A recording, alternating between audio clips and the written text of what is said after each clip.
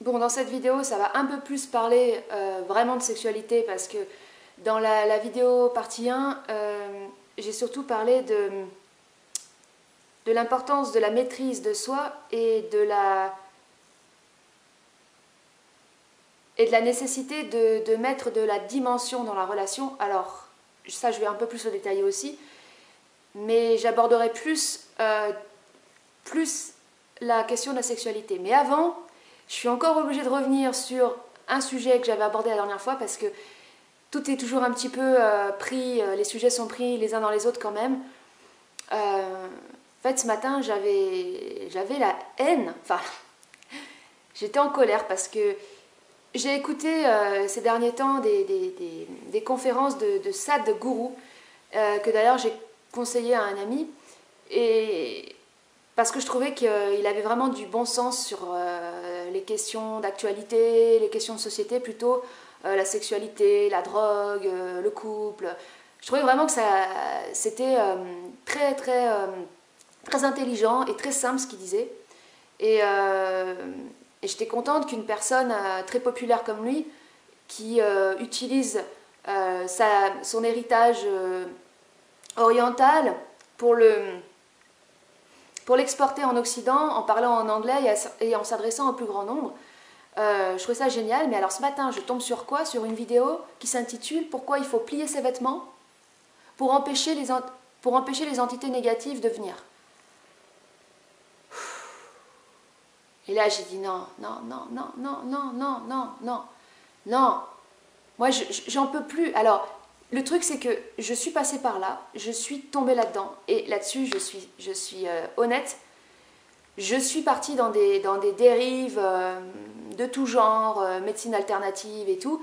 Mais je ne peux plus supporter maintenant les gens qui nourrissent la subjectivité. Ça devient insupportable, en fait. Même ça m'agresse, limite.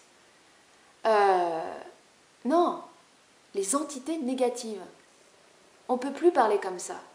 Quand vous parlez comme ça, vous êtes quelqu'un de populaire, vous adressez à des milliers de personnes et vous dites aux gens qu'il faut plier ses vêtements parce que sinon, pour se préserver des entités négatives.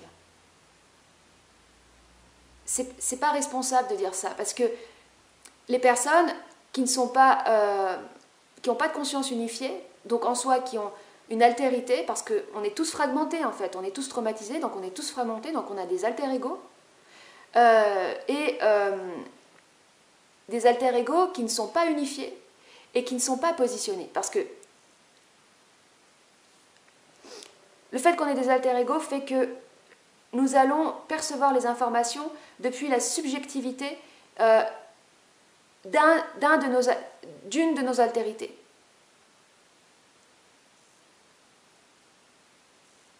Et toutes les altérités sont illusionnées. Parce que ce que j'appellerais altérité, c'est en soi un personnage, avec sa fiction, avec son univers. Je veux dire, moi, quand j'ai commencé, par exemple, la spiritualité, je me suis créé un alter-ego spirituel où j'allais faire de la méditation et je croyais que j'étais en train de m'éveiller. Donc ça, c'est générateur d'illusions, en fait.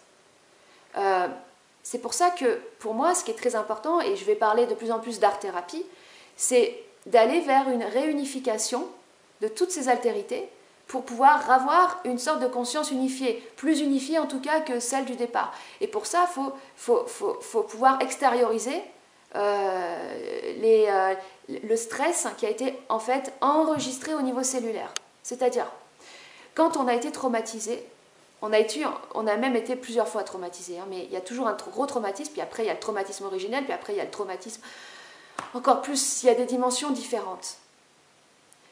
Mais le traumatisme en soi, ça génère au niveau cellulaire, ça génère l'enregistrement d'un stress. En gros, nos cellules, elles ont enregistré un stress quelque part. Et ce stress, qui a été généré par traumatisme, a également amené la fracture. C'est-à-dire quand vous amenez un choc sur un bloc de pierre, il va se fragmenter. Et ça, c'est nous. Ça, c'est notre psyché qui est comme ça. Fragmenté. Donc, chaque fragmentation, chaque morceau de ces pierres a développé, on va dire, une sorte d'existence séparée du bloc originel. Et c'est ça qui fait qu'on a créé des fictions, c'est ça qui fait qu'on s'est créé des personnages et qu'on s'est créé des voiles d'illusion. Donc c'est pour ça que pour moi, dans un premier temps, il faut réapprendre à tout réagencer, pas réagencer, mais à refusionner ces parties. Et pour moi, ça passe par l'art, par l'expression, par la parole, par l'expression de tout ce qui est resté enfoui, de tout ce qui est de tout ce qui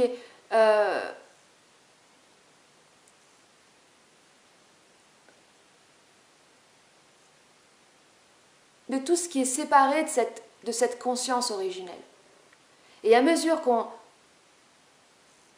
qu'on va dans ce voyage intérieur à la rencontre des parties de nous-mêmes, et qu'on va les voir en face, ou qu'on les exprime, qu'on les extériorise, alors elles se dissolvent, et alors on retrouve cette conscience plus ou moins unifiée. Et ensuite, ce qui est important, c'est le positionnement de l'ego. Parce qu'au début, l'ego est fragmenté. En fait, on a plein d'ego. Donc, quand tu as plein d'ego, c'est compliqué. C'est compliqué. C'est-à-dire que, par exemple, tu peux, dans une démarche spirituelle, aller faire, je sais pas moi, une retraite pendant une semaine, et puis tu vas avoir ton ego un ego spirituel qui va se positionner par rapport à un maître, on va dire, ou un enseignant, et donc avoir un réajustement. Mais après, quand tu vas rentrer chez toi, tu auras les autres alter-ego. Par exemple, l'alter-ego que tu as créé dans ton couple, si tu es une femme un peu castratrice, tu as ton ego de femme castratrice qui va revenir, qui va rentrer en conflit avec ton ego spirituel, et ainsi ça va être toujours la guerre de ces égos, la guerre des égos. Et ça, on s'en sort jamais, quoi. Alors après, on retourne faire une retraite, alors après ci, après ça. Et alors, elle est où l'union là-dedans?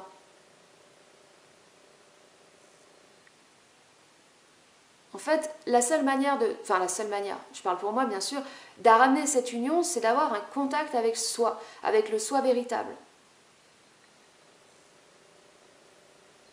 Et ça, c'est aucune pratique qui peut l'amener. Parce que ce contact, il se fait... en fait, il se fait à un moment donné, quand la personne a trop souffert. Il se fait à un moment donné. Et ensuite, c'est ce contact-là qui va progressivement dans la vie nous amener à vivre des expériences ou à exprimer des choses qui seront en soi déjà programmées par ce soi. En fait, le soi, il n'y a pas de séparation, il y a juste l'illusion d'être séparé. Mais en fait, quand je dis contact avec le soi, c'est des dissolutions de l'illusion qu'on avait perdu le contact. Parce qu'en fait, c'est ça qui génère le traumatisme. Le traumatisme, en soi, c'est l'illusion de la séparation. Et c'est l'angoisse et la terreur que ça génère d'être séparé de soi. D'être séparé de sa conscience. Quand je dis soi, on peut utiliser les termes, on pourrait utiliser des termes qui génèrent moins de subjectivité spirituelle. On pourrait juste parler de conscience. En soi, le fait d'être séparé de sa conscience, par un choc traumatique qui nous programme dans des altérités, en soi, c'est ce qu'il y a de plus terrifiant pour l'être. D'être séparé de sa lumière. Et lumière, c'est encore un petit peu trop subjectif. Mais à mesure que la dynamique est engrangée, tout ce qui est vécu dans la vie va être un processus de réunification. Et il faut plein de choses. Il faut aussi de l'amour de soi. Il faut aussi pouvoir sincèrement s'apporter à soi de l'amour. Le problème aujourd'hui dans les relations, c'est que la plupart du temps, les relations, elles sont toxiques parce qu'il y a de l'attachement, parce que les gens vont vers les uns et les autres par rapport à un besoin. Et ça, ce n'est plus possible. Vous ne pouvez pas aller vers l'autre par rapport à un besoin. S'il y a un besoin, il y a une prédation, obligatoirement. Dans tous les cas. Même dans le cadre d'un simple échange entre deux amis, un simple échange au téléphone entre deux amis, un ami qui vous appelle parce qu'il a besoin de parler, parce qu'il vit quelque chose de difficile, il va vous prédater en énergie. C'est comme ça. Et il n'y a pas là-dessus à faire de sentimentalisme ou à dire « oui, mais je lui ai quand même apporté, oui, mais quand même on n'a pas... » Non, c'est lui qui vous a pris. Qui vous a pris de votre énergie. À partir du moment où il y a un besoin, il y a une prédation. Et ça se situe au niveau de l'énergie. Et ça, c'est la base à comprendre pour toute relation, et surtout pour toute forme de sexualité, parce qu'après, je vais commencer quand même à aborder ce sujet, parce que c'est quand même le sujet qui nous concerne. Mais Pour en revenir à ce gourou et les entités négatives, on ne peut plus parler d'entités négatives. C'est quoi le truc? Le problème, c'est que nous, il y a eu le problème aujourd'hui, hein, enfin, le problème de notre temps, c'est qu'il y a eu une séparation entre l'esprit et la science. Donc la science occidentale, elle s'est enterrée dans un matérialisme et elle a oublié, enfin, c'est pas qu'elle a oublié, mais elle s'est coupée de la réalité de la multidimensionnalité.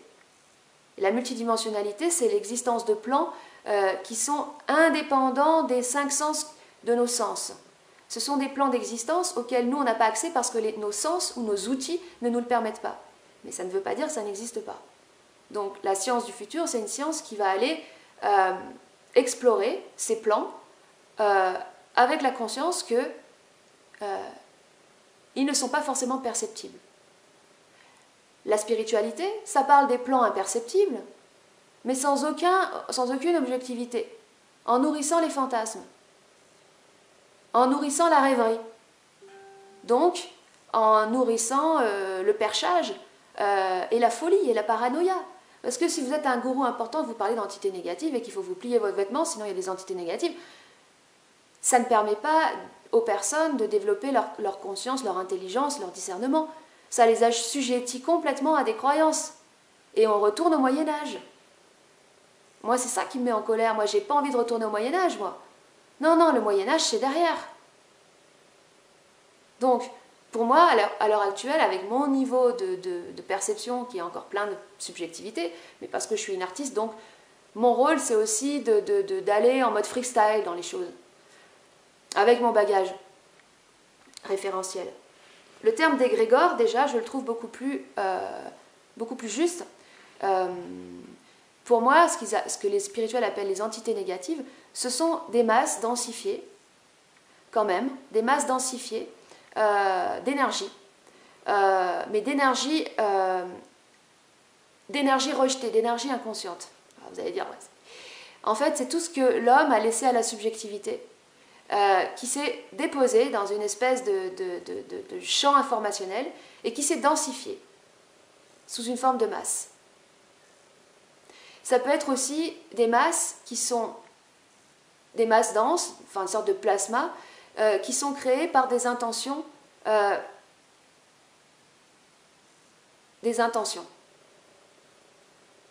Donc en gros, l'égrégore, c'est à la fois ce que l'homme a rejeté rejeté dans son inconscient et ce qu'il a nourri de par ses intentions. Donc exemple, quand plein de gens ont peur, qu'est-ce qu'ils laissent dans la subjectivité? Leur part d'ombre qu'ils ne veulent pas intégrer. Quelqu'un qui a peur, c'est quelqu'un qui n'a pas intégré quelque chose. Parce que dans une intégration totale, il n'y a plus de peur. Il ne peut plus y avoir de peur. La peur, c'est de la subjectivité. Si vous pensez à quelque chose en ayant peur, c'est subjectif ce que vous créez. C'est illusoire. Voilà. Donc, quand plein de gens ont peur ou nourrissent une colère, la colère c'est pareil, et la colère subie, c'est quelque chose qui n'est pas intégré, ben, ça crée des sortes de masses, ce qu'on appelle les égrégores, qui sont en fait ces formes créées par tout ce que les hommes n'ont pas pu intégrer. A l'inverse, les égrégores se créent aussi quand il y a des intentions qui sont mises, soit au niveau individuel, soit au niveau collectif, sur des intentions mises sur un point précis. Donc, dans ce sens, il y a des sorciers noirs puis des sorciers blancs. Des sorciers noirs qui vont vouloir faire le mal en nourrissant de manière intentionnelle quelque chose de négatif, ou des sorciers blancs, désolé pour le côté moyenâgeux du mot sorcier, il faudrait plutôt dire manipulateurs, des manipulateurs blancs aussi, qui veulent faire le bien, mais qui participent dans les deux cas d'une manipulation, d'une modification, d'une implication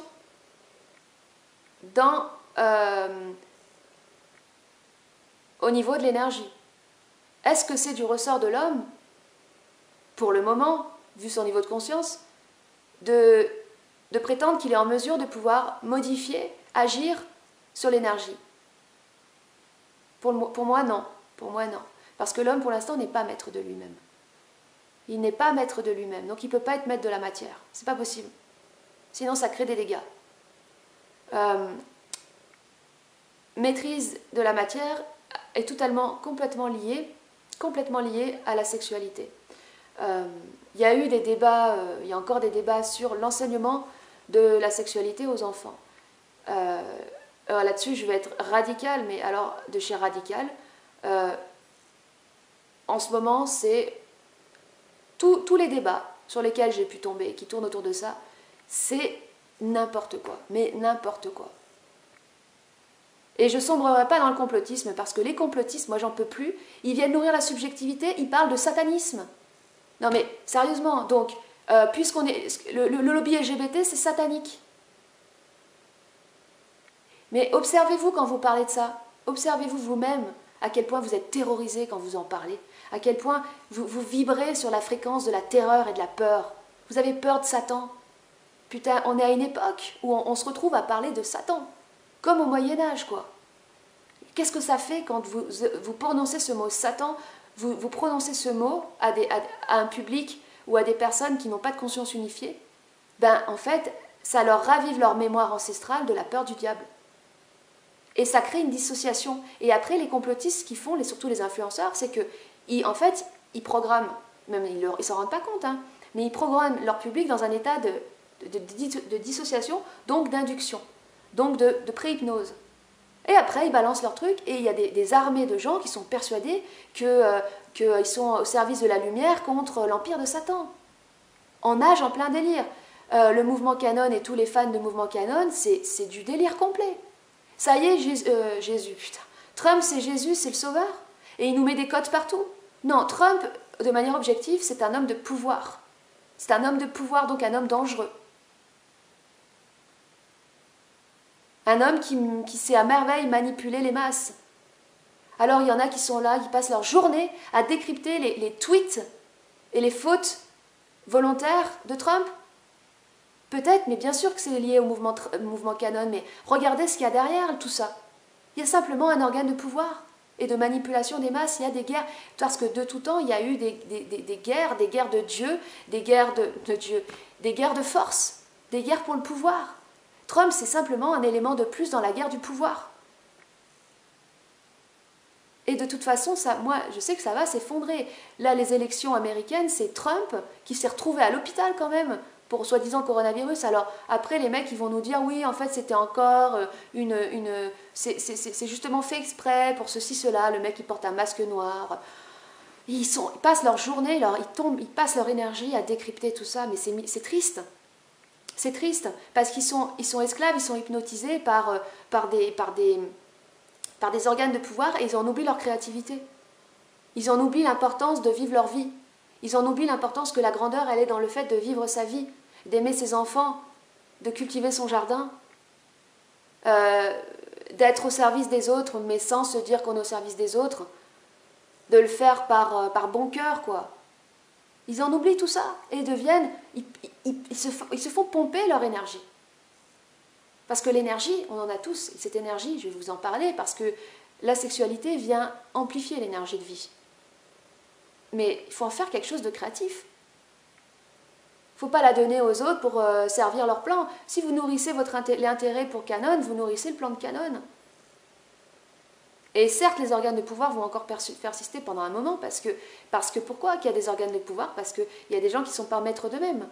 Tant qu'on ne peut pas être maître de soi, il y a des gens qui sont nos maîtres. Ça, c'est une réalité. Et puis, la vraie révolution ou la vraie émancipation, c'est d'abord au niveau individuel. Il faut arrêter de vouloir sauver les masses. Les gens qui sont encore à s'exaspérer parce qu'il y en a qui portent le masque. Il faut que vous compreniez qu'il y en a qui portent le masque parce que ça correspond à leur croyance. Ils sont persuadés qu'ils se protègent et protègent les autres. Et qu'ils font un acte de civisme. Et ça, il faut respecter. Il faut respecter ce niveau de conscience. Si vous êtes constamment en conflit contre ça, c'est que vous avez une partie de vous-même qui n'est pas intégrée, vous êtes dans votre colère adolescente, vous êtes un adolescent qui n'a pas fini sa crise d'adolescence. Vous n'avez pas fait votre crise d'adolescence, donc vous avez encore besoin de vous en prendre à une autorité extérieure. Vous comprenez? Mais ça, je comprends, parce que combien il y a de gens qui n'ont pas pu vivre leur crise d'adolescence? Moi, ma crise d'adolescence, je l'ai vécue, mais je l'ai vécue de manière énorme. J'ai fait une crise d'adolescence, mais monstrueuse. En un an, j'ai fait je ne sais pas combien de tableaux. À 16 ans, je faisais ma première exposition et j'ai invité mes profs, mes amis pour voir mon monde intérieur, pour voir tout ce qui sortait, toute la souffrance, toutes les ténèbres que j'avais en moi. Je l'ai fait tout ça. Et ça a continué après. Ça a duré pendant 10 ans cette crise d'adolescence. Ça a duré. J'avais la colère, je l'exprimais. J'avais la terreur, je l'exprimais. J'avais la souffrance et je l'exprimais. Mais aller faire des manifs pour nourrir des égrégores, est-ce que c'est créatif? Est-ce que ça permet vraiment l'émancipation? Je ne sais pas. Franchement, je ne sais pas. Pour moi, c'est tourner en rond. Là, j'avais regardé les trucs de Trump, de Canon, putain, il y a 2 mois, mais là, on en est toujours au même stade. Et il y a encore des mecs qui mettent Trust the plan, Trust the plan. Regardez, ça veut dire quoi, Trust the plan? Hypnotisez-vous, croyez en moi, croyez au plan. Que dalle!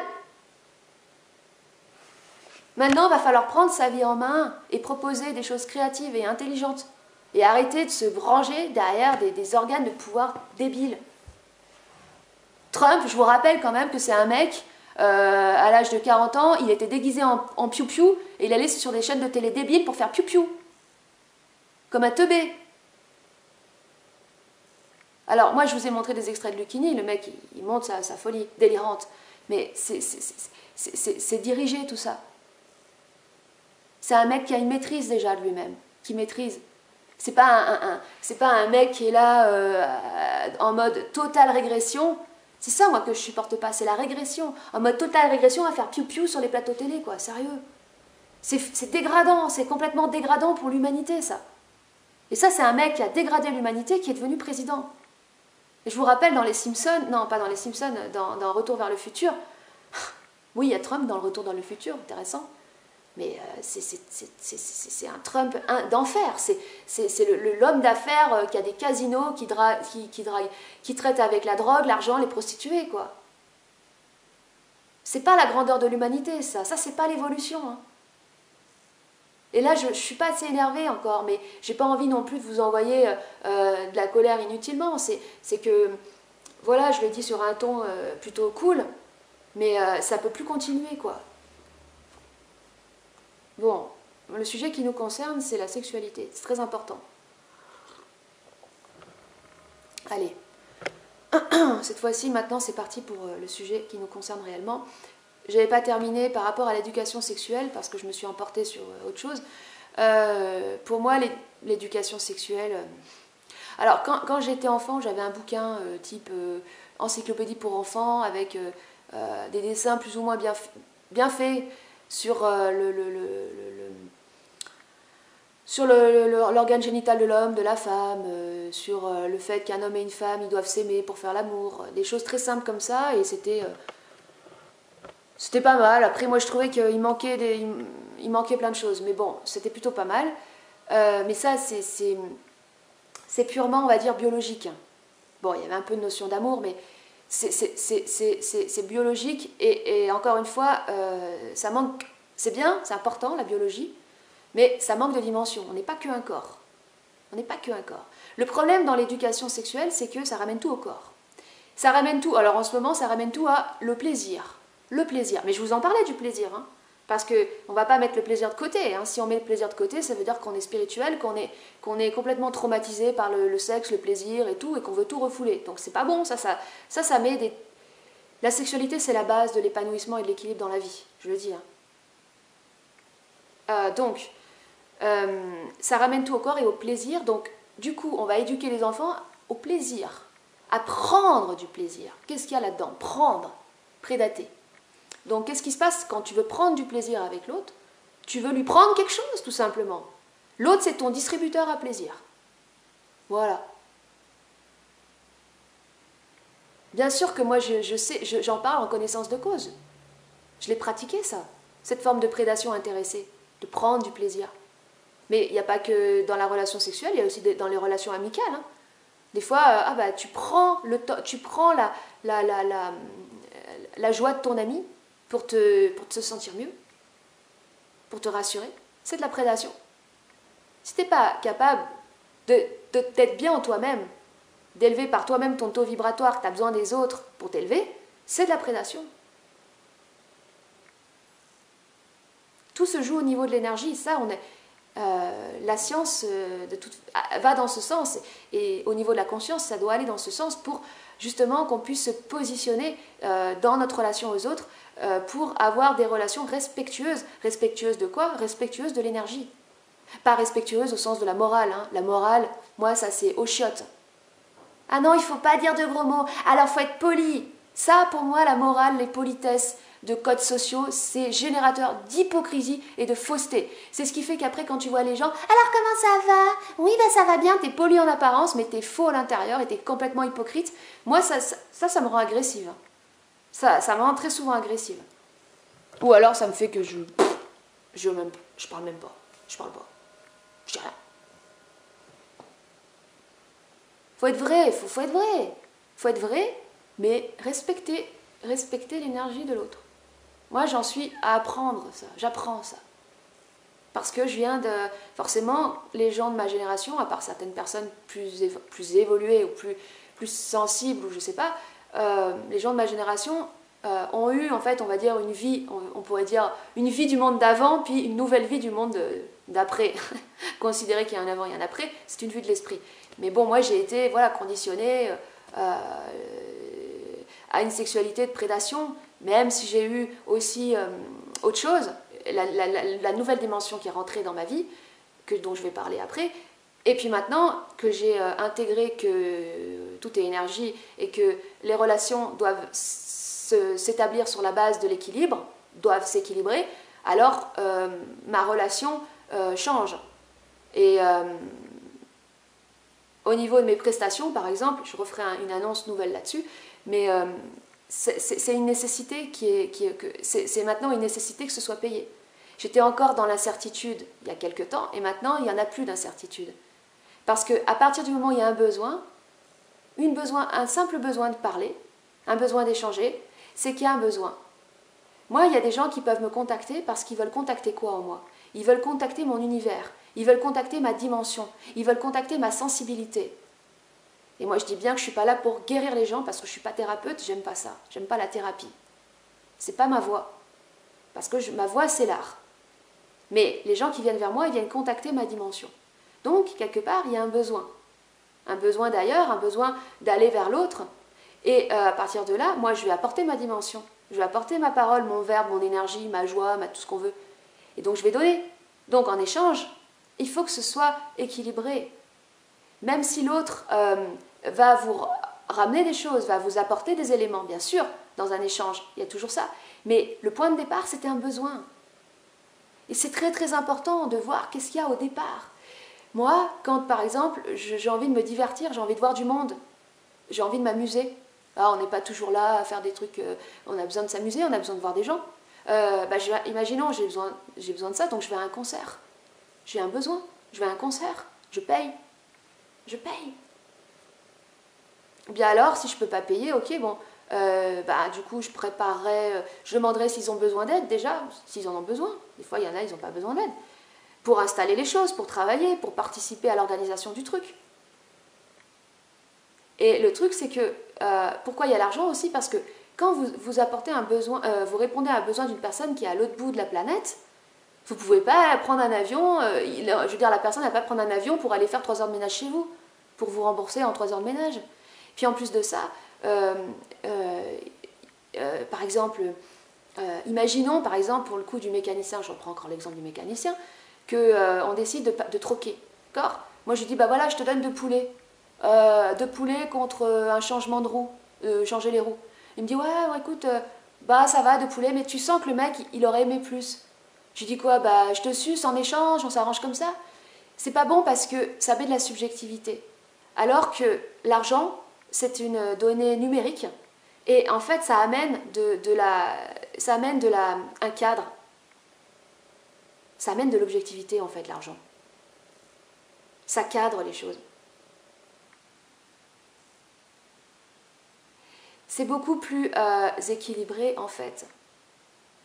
À condition bien sûr que ce soit pratiqué par des personnes qui sont investis du besoin d'équilibre, hein. Pas des gens qui sont dans la prédation, et c'est toujours le problème.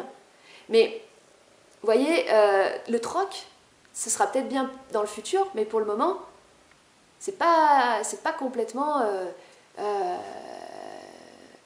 c'est pas complètement possible, quoi. Pourquoi on a inventé l'écriture numérique? Parce que l'argent, c'est numérique, hein, l'argent. Pourquoi on a inventé l'écriture numérique? Pour simplifier les échanges, pour simplifier le comptage du bétail, pour amener de l'objectivité déjà. Les maths, c'est une science qui tend toujours à l'objectivité, qui tend à transcrire les lois physiques dans un langage numérique qui en soit en fait le langage qui serait le plus proche de l'esprit. Oui, les maths c'est divin en fait, pour reprendre un terme spirituel. Les maths c'est divin. Les maths c'est le langage de Dieu à travers les nombres. Vous verrez les grands mathématiciens les plus inspirés, ils sont émerveillés par la vie. Dans tous les cas, parce qu'ils ont découvert que c'était lié. L'intelligence du vivant, les fractales, les nombres, les équations, les spirales, le nombre d'or. Moi, j'ai assisté à des conférences de mathématiciens inspirés, c'est extraordinaire. Hein. Vous sortez là, je veux dire, vous avez atteint l'illumination, hein. Vous regardez une fleur, vous regardez l'univers, quoi. Vous voyez, y a tellement de blocages, il y a tellement d'obscurantisme. En fait, moi, j'ai la haine contre l'obscurantisme de plus en plus, avec tout, en fait. Avec l'argent. L'argent, c'est obscur maintenant. L'argent, c'est le diable! Le diable! Non, c'est pas le diable à la base, non. Non, non, c'est un système d'échange. Un système référentiel pour établir des échanges entre les humains. Voilà. Donc, d'ailleurs, les monnaies locales sont intéressantes aussi parce que, du coup, elles sont indépendantes plus ou moins du système étatique, mais bon, je sais pas, pour l'instant c'est encore un terme d'expérimentation, moi je suis pas encore trop branchée là-dessus. Allez, c'est pas le sujet en plus. J'en suis où là? Bon, ça va. Peut-être que je commence. Ah oui, l'éducation sexuelle. Donc, on peut pas... L'éducation sexuelle, pour apprendre aux adolescents à prendre du plaisir grâce à l'autre, c'est de la prédation. Voilà. Je ne vais pas faire toute une tartinade là-dessus. C'est de la prédation, c'est apprendre à prédater. Apprendre à devenir un petit prédateur, un petit vampire. Bon, est-ce qu'on a envie d'élever nos enfants comme ça? Moi, j'en ai pas d'enfants, mais je veux dire, nos enfants, je parle de la masse. Non. C'est là que, justement, l'Orient, la spiritualité orientale peut aider. En fait, pour moi, l'éducation sexuelle, c'est apprendre la maîtrise de soi. D'abord. Avant de parler de sexualité, il faut parler de maîtrise de soi. Ben oui. Tant que tu n'es pas maître de toi, ben, tu vas prédater l'autre. Donc, non mais, je veux dire, c'est une évidence. Pourquoi il y a des conflits dans les couples, il y a des frictions, il y a des prises de tête, il y a des couples passionnels qui se déchirent? Parce que les personnes ne sont pas maîtres d'elles-mêmes, elles ne sont pas maîtres de l'énergie. Elles sont dominées par l'énergie. Donc elles se laissent consumer par l'énergie, elles se laissent consumer par leur dragon. Je veux parler du dragon. Leur dragon, c'est des guerres de dragons, les couples passionnels. Puis le dragon, il se bouffe, puis après, comme l'énergie, la nature a horreur du vide. Attraction devient répulsion, et ensuite ça se transforme en destruction. Voilà. Bah c'est con. C'est con parce que c'est pas très créatif. C'est pas très évolutif. Donc, pour apprendre l'éducation sexuelle pour les adolescents, c'est apprendre à maîtriser, à ce que l'adolescent maîtrise ses émotions, apprenne à voir ses émotions, à les observer, à les exprimer. Ça, c'est très important, à les verbaliser. À verbaliser ce qu'on ressent. Mais ça, on ne le fait jamais. Qu'est-ce que tu ressens là? Oh, je veux bien. Essayez, hein, mais vous faites ça avec votre partenaire ou je sais pas, ou un ami. Qu'est-ce que tu ressens là? Oh bah ça va. C'est pas une réponse. Non, c'est pas une réponse. Qu'est-ce que tu ressens? C'est dur, très dur au début. Donc les émotions, les les observer, les exprimer, les verbaliser. La verbalisation, c'est la fluidification, c'est déjà l'extériorisation de l'émotion, la verbalisation. D'ailleurs, qu'est-ce qui se passe dans un traumatisme? C'est justement qu'on ne peut plus verbaliser. Qu'en fait, quand on vit un traumatisme, un choc, on ne peut plus parler. Et c'est justement en réapprenant à parler qu'on va pouvoir retourner voir et se relaisser traverser par l'émotion qui n'a pas pu être supportée. Parce qu'en fait, le choc traumatique, c'est que l'émotion était trop importante, la terreur trop importante, donc paf, elle est mise dans la subjectivité. C'est ça ce qu'on appelle les entités, enfin les démons, nos démons, c'est ça, hein. C'est genre, traumatisé, choc, je peux pas supporter la terreur, elle est trop grande, hop, je jette, je suis fragmentée, et hop, je mets ça dans un alter ego, dans une boîte noire d'un alter ego très très loin. Et pour ça, la psychanalyse, ça sert à ça, la psychanalyse, c'est je parle, et progressivement, je me rapproche de la boîte noire, et je suis en confiance. Putain, il n'y a pas de travail s'il n'y a pas de confiance. Le psychanalyste est là pour te mettre en confiance. Ça va aller, t'inquiète pas, tout va bien. Mais c'est toi qui fais le travail, c'est pas lui qui te dit « Maintenant tu fais ci, maintenant tu fais ça ». Ben non. Ça, c'est juste un mec qui est attiré par le pouvoir. Je te tire les ficelles, je te manipule. Il y a des gens qui se sentent vivants comme ça. Moi, j'en ai vu, hein. Les gens, ils se sentent vivants uniquement parce que « Oh putain, j'ai un pouvoir sur les gens, là ». Alors regardez, je suis entourée de 2 belles nanas en plus. Ah ouais. Oh. Mais regarde-toi bien dans le miroir parce que t'es vraiment pathétique. Donc, le psychanalyste, il met en confiance et c'est la personne qui va aller elle-même, de par elle-même, voir dans cette dans cette boîte noire. Pour ensuite l'ouvrir et progressivement se laisser à nouveau traverser par l'émotion pour pouvoir supporter, pour pouvoir intégrer cette émotion qui avait été refoulée, donc cette terreur, la revivre et après la laisser partir. Voilà. C'est tout. Et ça va bien se passer. Quand vous êtes entouré, quand vous êtes accompagné d'une personne qui elle-même est centrée, ça va bien se passer. Vous êtes aidé. Et après, vous vous rendez compte qu'en fait, vous étiez aidé vous-même, par votre soi supérieur. Parce qu'en fait, c'est votre soi supérieur qui vous a conduit à ça, pour que vous puissiez faire le travail. Enfin, c'est juste qu'on a l'illusion d'être coupé de notre soi, c'est tout. Mais on est toujours en lien, de toute façon. Puis les gens qui sont là pour dire « Nous avons été définitivement coupés de la source, définitivement coupés de notre soi, et machin truc. » Putain, mais c'est flippant, ils amplifient la fracture, quoi, merde. Moi, ça fait chier, quoi. Moi, des fois, je préfère écouter Lulumineuse. Non, mais sérieusement, j'en suis rendue à un point où je préfère écouter Lulumineuse, parce qu'elle, au moins, elle est légère, elle est rigolote et elle met en confiance que d'écouter des hypnothérapeutes avec des cernes comme ça, bref, allez, passons à autre chose, parce que là, ça commence à saouler. Donc, la maîtrise de soi, la maîtrise des émotions, dans l'apprentissage de la sexualité, la maîtrise des pensées aussi, parce que les pensées peuvent venir interférer de manière parasitaire dans la relation, quoi. Si vous avez des pensées non respectueuses par rapport à l'autre, ou par rapport à vous-même aussi, toutes les pensées négatives, ou même les pensées, bon. Ensuite, la maîtrise de l'énergie, même du désir. Donc là, c'est la Kundalini. Hein. C'est la Kundalini. Ouais. En fait, le désir, donc l'attirance pour quelqu'un, c'est du magnétisme.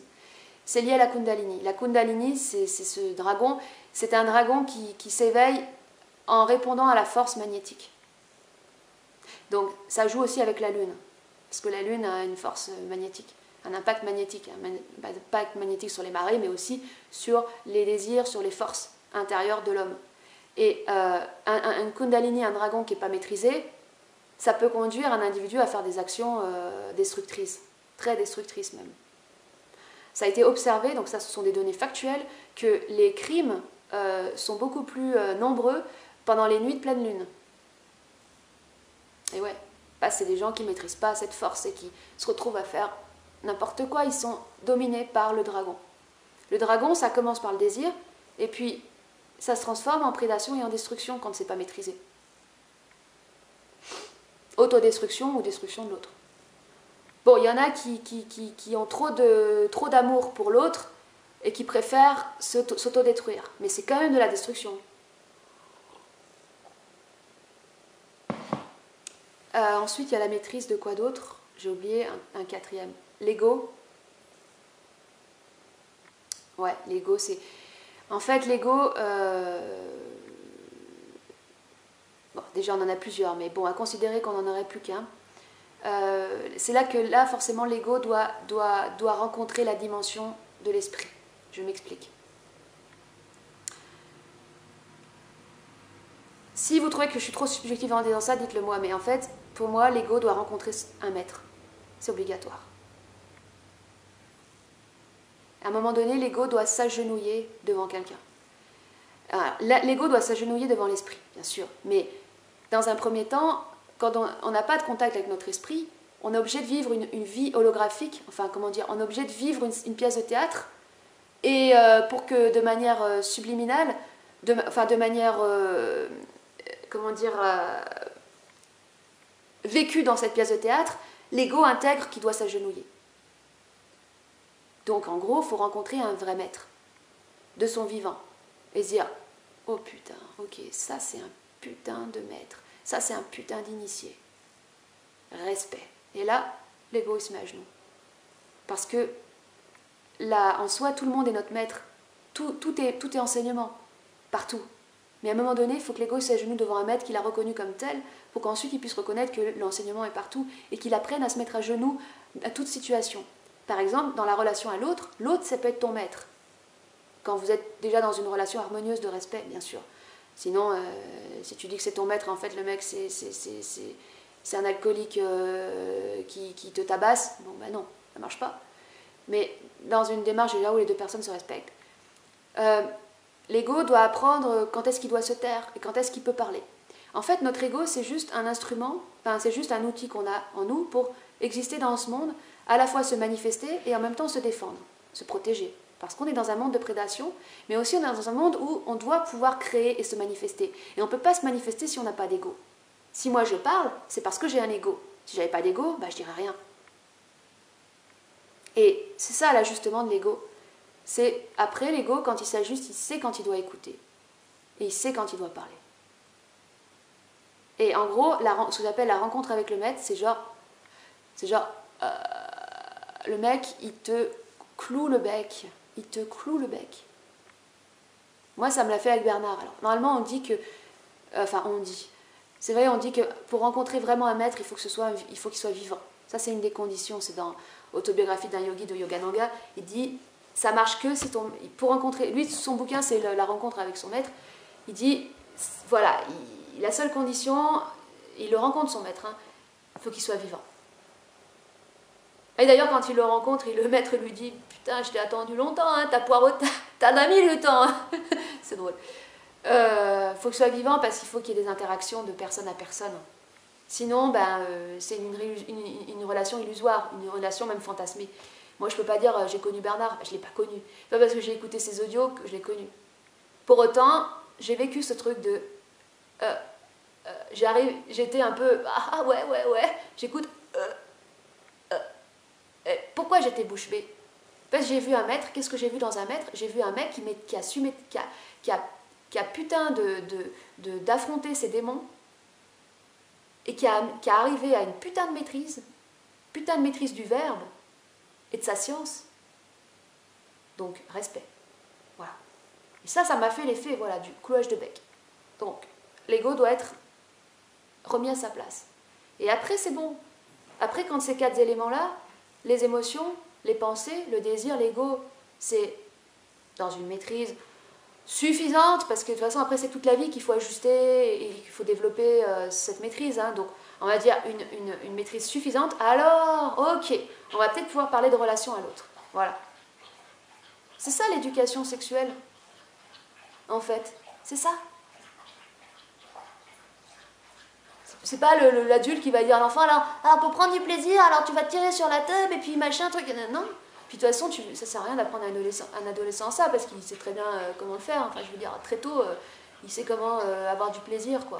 Donc s'il arrive à prendre du plaisir par lui-même, il arrivera avec l'autre. Enfin, encore que... Mais c'est catastrophique.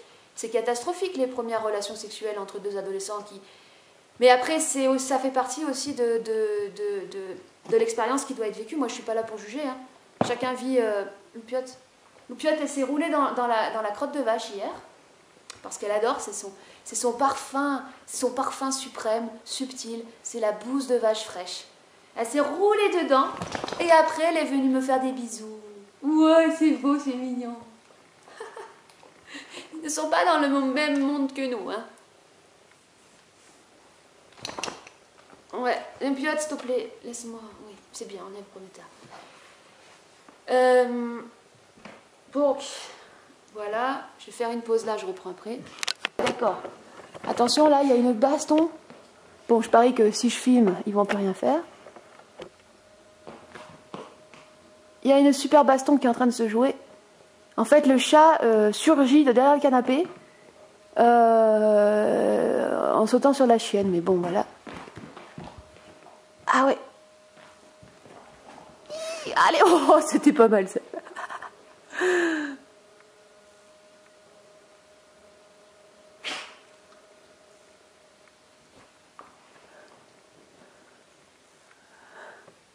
Hop là! Donc il va se foutre en dessous et après...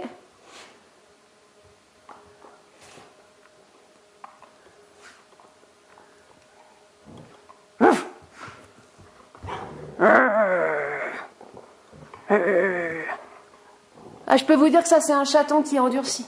Hier on est allé se balader en pleine nuit dans le village. On a fait un grand tour quand même, hein, et il était... il suivait... c'était vraiment... quand il est en vue, il était carpette. Carpette. Bon, j'en suis.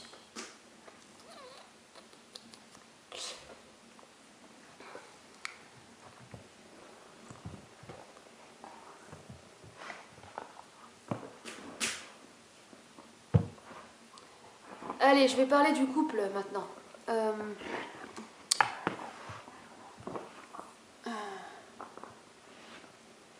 Putain.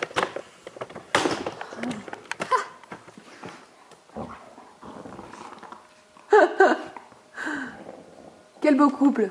Vous formez un couple magnifique. Je sais pas si on peut parler de couple là, on va plus parler de... Oh, oh là là, c'est beau, c'est magnifique.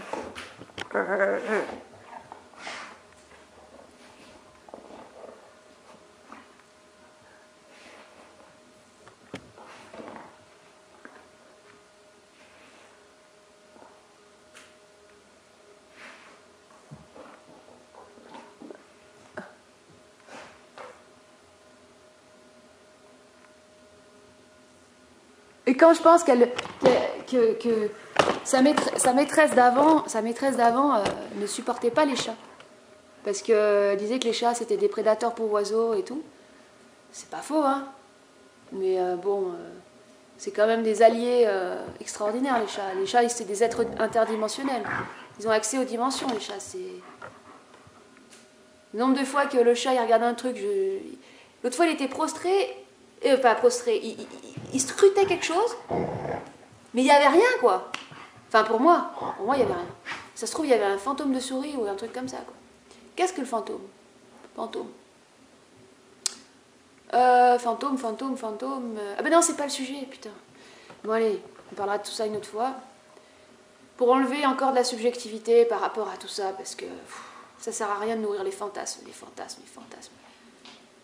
Et en même temps, alors, c'est là que c'est intéressant. Nourrir les fantasmes, non. Mais nourrir l'imaginaire et amener de la grandeur et de la dimension dans l'ordinaire, oui. Alors, je vais parler du désir. Du désir. Qu'est-ce que c'est? Le désir en soi, c'est une force. C'est une force magnétique. C'est une force de nature magnétique.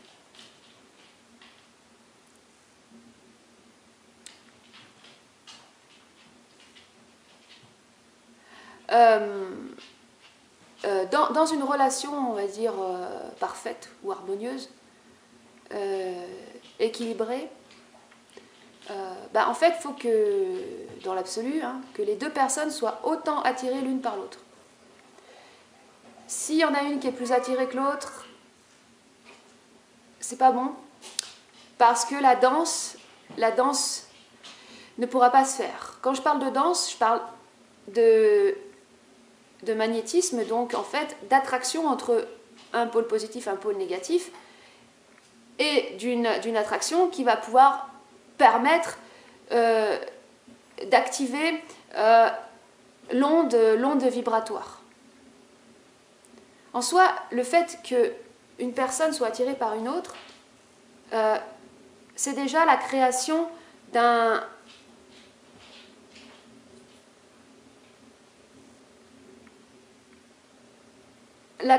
d'une attraction, d'un mouvement qui vient, qui est en fait l'origine même de la matière, parce que c'est pas que comme ça en fait. Deux personnes qui sont attirées, ça fait des mouvements comme les mouvements qu'on peut retrouver dans le champ électromagnétique de l'atome en fait. Dans le mouvement des électrons d'un atome. Bon, je suis pas encore... pour l'instant, les connexions ne sont pas encore faites là-dessus. Loupiote, pousse-toi s'il te plaît. Donc, je sais que le désir, c'est le moteur même de la matière. Ça, pour moi, c'est...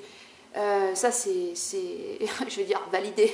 Non, c'est pas validé, mais c'est une intuition qui est plus qu'une intuition. Et en soi, la matière, en tant que telle, ce n'est que orgasme. C'est un orgasme perpétuel, parce que c'est, en fait, une perpétuelle danse de forces attirées les unes par les autres. Sauf que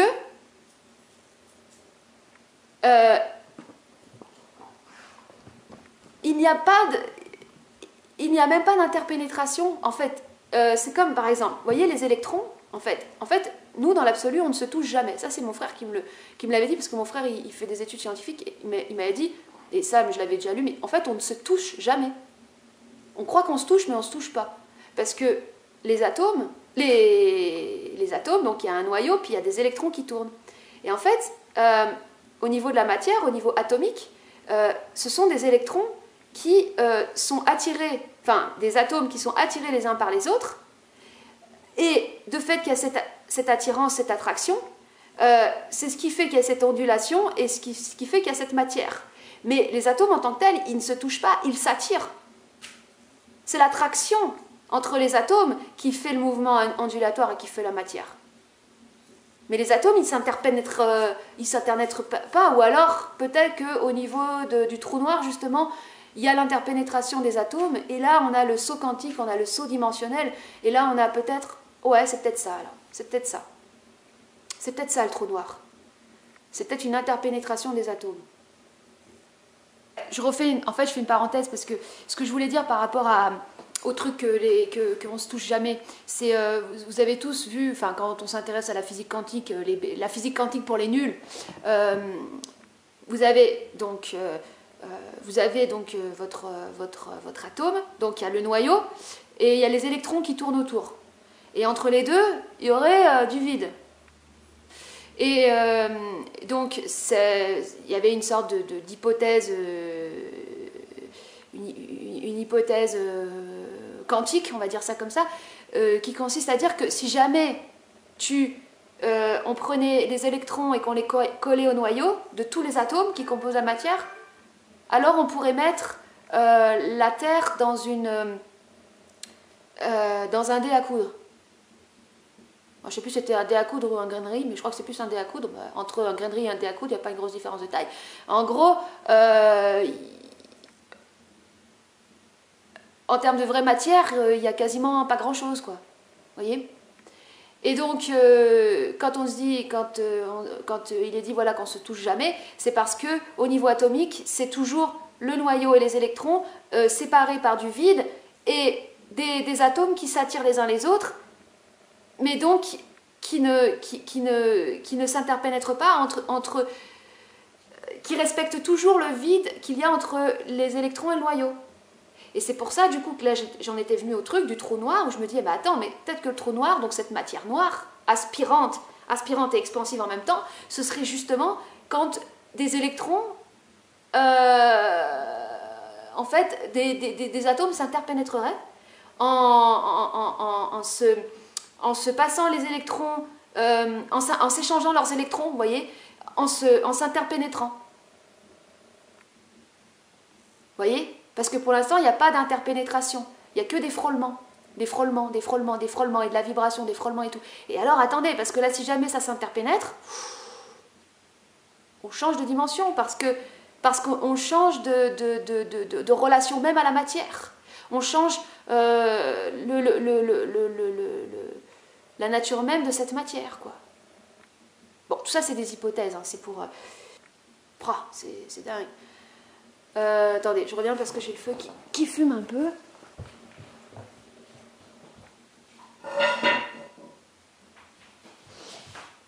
Voilà. Donc, le désir, l'attirance en soi pour une personne, c'est un principe de physique. Et c'est la question, c'est de savoir qu'est-ce qu'on en fait. Qu'est-ce qu'on en fait? Parce que c'est extraordinaire, c'est très puissant.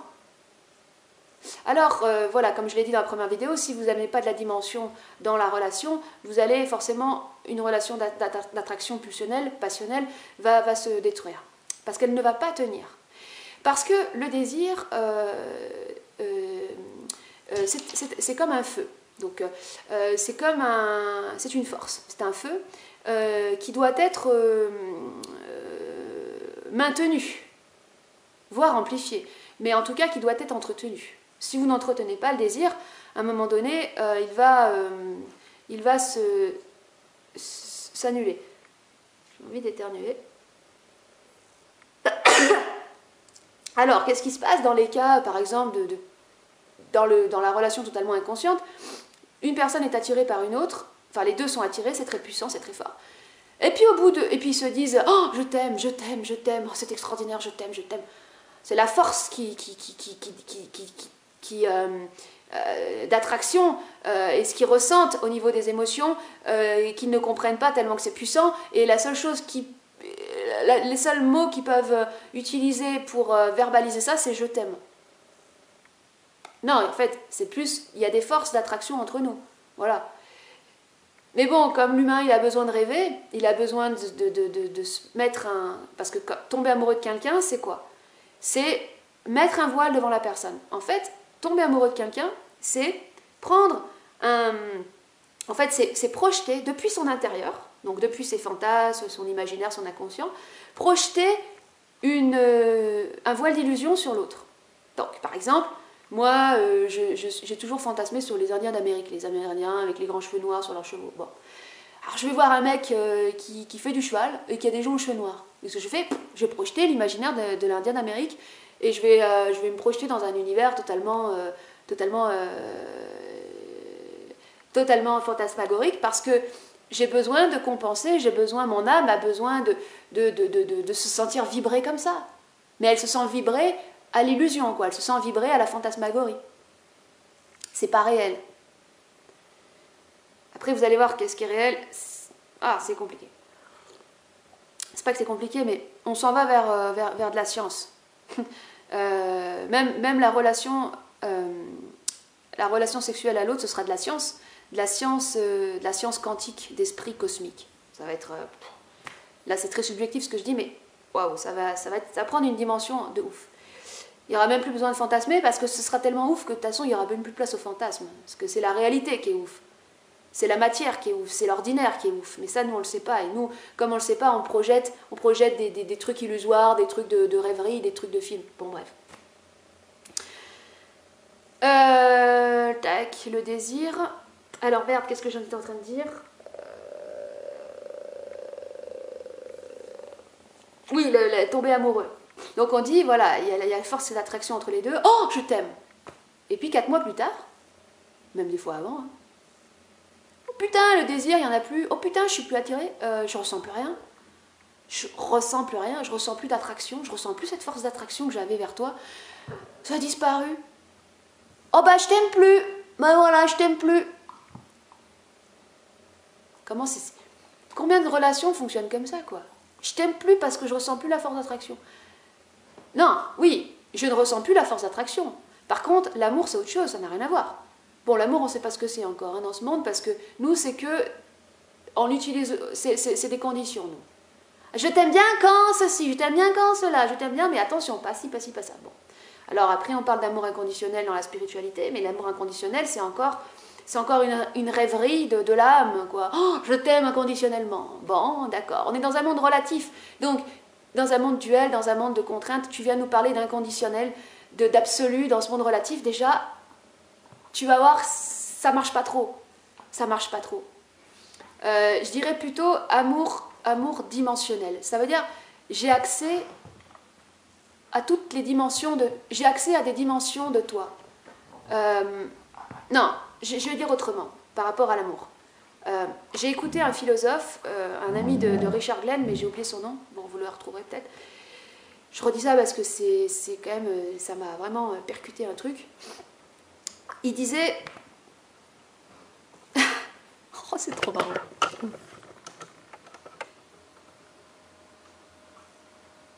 On dirait qu'il fait de la mécanique là sous son...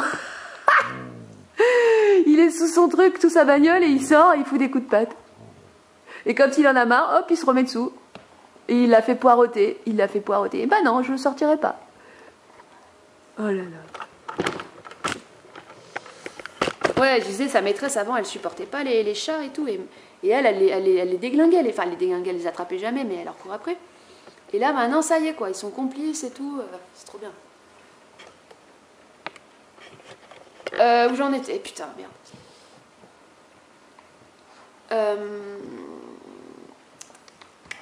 Ouais, la dimension. Voilà, donc en fait, il disait le philosophe, en soi, peu importe où on aille sur la planète, où on voyage, on est toujours avec nous-mêmes. Donc en fait, on n'est jamais ailleurs. Tu peux aller en Inde, tu seras dans un autre pays, d'autres cultures, tu seras déboussolé, mais tu seras avec toi-même, donc avec ton champ de perception. Certes, l'Inde va t'altérer ou va te modifier ta perception, un peu, mais ça sera toujours toi qui est au centre de toi. Enfin, et il disait, le seul ailleurs qui existe réellement, en fait, c'est l'autre avec un grand A. Il disait, en fait, c'est quand justement tu entres dans l'univers de l'autre que tu vas ailleurs et que, moi j'ajouterais, tu ajoutes une dimension supérieure à ta propre dimension. Et voilà la différence qu'il y a entre une relation amoureuse, donc une relation illusoire, une relation d'intérêt personnel, de projection d'une image qui nous plaît sur l'autre. Et en général, quand ça tombe, on se dit « Ah bah merde, ah bah non, c'était pas ce que je croyais, mais... Oh, mais en fait, non, mais en fait, ce mec-là, il est moche en fait. Ah mais non, mais c'est pas du tout David Bowie comme je croyais. Bah non, bah oui, bah non, mais c'est toi qui as projeté, c'est toi qui as merdé. C'est toi qui n'as pas voulu voir ce qui était... T'as pas voulu... En fait, le problème dans l'amour, dans le tomber amoureux, c'est qu'on ne veut pas voir l'autre. On n'est pas intéressé par l'autre. Pas du tout. On est juste intéressé par projeter ce qui nous plaît. C'est purement égotique. Purement intéressé. Et donc ce philosophe, il disait, voilà, vous entrez dans l'univers de l'autre. Et l'amour, ce serait ça, en fait. Ce serait... C'est une hypothèse. Ce serait... s'intéresser réellement à l'autre et entrer dans son monde. Et ensemble, vous allez co-créer un monde. Parce qu'il y a votre monde qui va rentrer dans le monde de l'autre et vous allez co-créer un monde.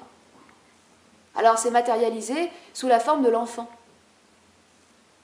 L'enfant, c'est la création entre deux personnes, entre deux mondes. Ça, c'est sur le plan holographique matériel. Et sur le plan subtil, l'enfant, ça représente ce qui a été la graine qui a germé de la rencontre entre ces deux mondes. C'est extraordinaire. Voyez la dimension qu'il y a en fait dans la relation. Alors ça ne veut pas dire qu'il faut être obligé de faire un enfant, parce que ça c'est une...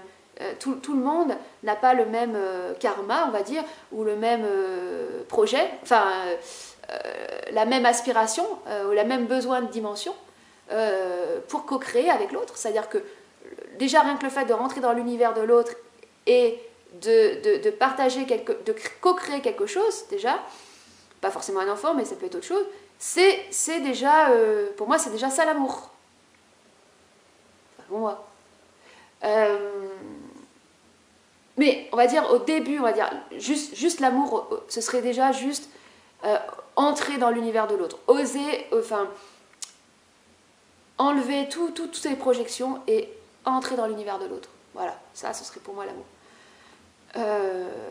Et bien sûr, forcément, accepter, bien sûr, toutes les parties, tous les aspects de ce que vous pourrez percevoir de ce que vous pourrez percevoir du monde de l'autre, y compris les ténèbres. Y compris les ténèbres. Parce que dans tout univers, il y a des ténèbres. Parce que, comme je dis, l'homme, c'est l'archétype de Shiva. Donc c'est celui après, il y a aussi Krishna, mais au niveau Shiva, c'est l'équilibre entre les forces de vie et les forces de mort. Destructrices, créatrices. Donc, dans tout univers, il y a toujours des ténèbres. Là où ça se joue, c'est au niveau de l'équilibrage. Mais si vous préférez que le côté lumineux, vous n'êtes pas juste. C'est pas juste. Et l'amour, c'est justement d'épouser tous ces aspects. Et c'est ça qui est beau, c'est ça la beauté. La beauté, c'est quand tu épouses tous les aspects. Donc, moi, je suis un peu gênée par les concepts d'amour inconditionnel parce que c'est trop inconditionnel. Fais-moi tout ce que tu veux, vas-y, vas-y. Non, il n'y a pas de... Il manque le discernement, en fait. Il manque le discernement et l'intelligence dans ces termes spirituels. C'est pour moi, l'amour inconditionnel, ça te programme à être abusé, à être illusionné. En fait, il faut toujours amener presque de la science dans les choses. Quand vous vous arrêtez à un terme, ouais, c'est l'amour inconditionnel, boum, ça c'est l'âme sœur, boum, boum, boum, boum. Vous vous empêchez l'expansion de votre propre intelligence, en fait. C'est toujours en devenir. Là, moi, je parle du couple comme ça, mais demain, ce sera encore autre chose. Parce que, justement, pour en revenir au désir, ça doit être alimenté, un feu. Sinon, ça s'éteint. Donc, par exemple, le principe même du désir, c'est du magnétisme. Donc, des fois, du magnétisme, plus, pour que ça tienne longtemps, il faut qu'il y ait de l'esprit. Sinon, c'est pas alimenté. L'esprit, c'est la source d'alimentation de tout, de toute façon. Mais l'électricité de l'esprit et le magnétisme, les deux fonctionnent ensemble pour être alimentés, pour faire un moteur, comme dans la technologie, comment dire, les trucs de Nikola Tesla et tout le bordel. C'est pour faire un moteur à énergie libre, il faut que ce soit électromagnétique. Voilà. Dans le couple, c'est pareil. Si vous ne mettez pas d'esprit, ça vient pas, ça tient pas. Ou alors, il va falloir que vous soyez obligé, pour entretenir le désir, d'aller coucher à droite à gauche, parce que en couchant à droite à gauche, vous réalimentez votre magnétisme, donc vous ramenez du magnétisme. Donc des fois, il y en a, ils retrouvent le désir pour l'autre en allant coucher à droite à gauche. Mais bon, ça peut être... voilà, moi je ne vais pas juger, je ne juge pas. Et des fois, il faut en passer par ça, par des expériences comme ça. Donc je ne juge pas du tout. Mais le problème, c'est ça, sur le long terme, ça a plus un effet destructeur, en fait. Voire désolidarisateurs de la force d'origine, d'attraction. Voilà. Après, c'est pas grave, hein. De toute façon, un truc qui se défait, il y a un truc qui se refait après, il n'y a rien, ouais, tout se perd, rien se perd, tout se transforme, voilà. Il n'y a rien de grave, il n'y a rien de grave. Et c'est juste pour préciser ça, voilà. Et ouais, il y a beaucoup à dire, en fait, des ponts à faire entre la sexualité, le désir, l'énergie libre, tout est lié, tout est lié. Mais arrêtons avec la spiritualité, putain. En plus de ça, les gens trop spirituels, eh ben, ils n'arrivent plus à faire l'amour, quoi. Ils n'arrivent plus à avoir du sexe, quoi. Les femmes, elles se prennent pour Marie-Madeleine, les hommes, ils se prennent pour l'archange Michael. Qu'est-ce que tu veux faire l'amour entre Marie-Madeleine et l'archange Michael, quoi? Non, ça manque de diablerie. Après, les gens, ils se coupent tellement du côté animal. Après, c'est l'autoculpabilisation de soi. Oh, j'ai pris du plaisir, là. Oh, j'étais avec Satan, là. Oh, je sens que c'est Satan. Putain, mais ça, c'est hyper malsain, quoi. C'est hyper malsain. C'est la peur. La peur n'a rien à voir. La peur, c'est exit dans la sexualité. Exit complet. Peur, culpabilité, exit de la sexualité. Donc, maintenant, je vais parler de la sexualité. Enfin, allez, c'est parti.